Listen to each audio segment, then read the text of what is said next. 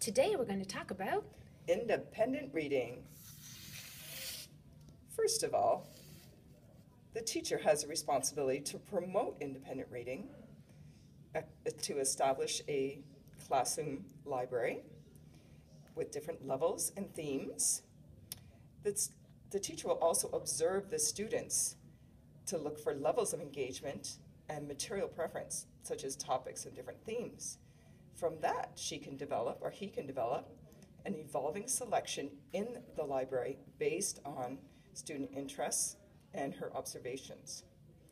Also, the teacher needs to teach strategies to students to help them decipher challenging texts. For instance, a word that they don't understand the meaning of. They can be taught to look at other words around it and to skip over the words, to get the overall meaning. And finally, the teacher needs to model independent reading so the students learn what it is like to sit quietly and focused. Next, we have the students' responsibilities. Well, first things first, they need to actually independently select a book that they are interested in. But how can you do that? Well, first, find a topic that you like, which ideally would be in the classroom library. What about if the book is too hard? Well, there's the 5-finger technique.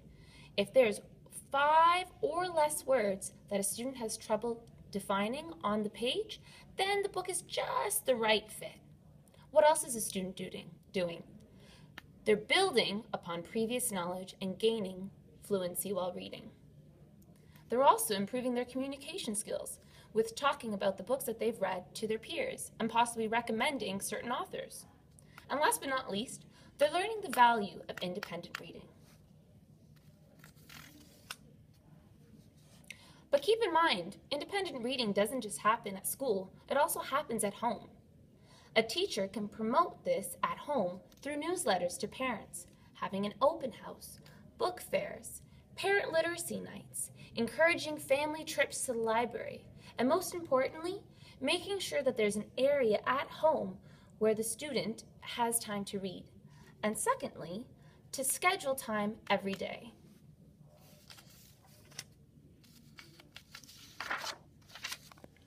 And in summary, with 3 parties balancing amongst each other, the student, the teacher, and the parents working together to promote independent reading, the student will maximize their learning and enjoy and love independent reading.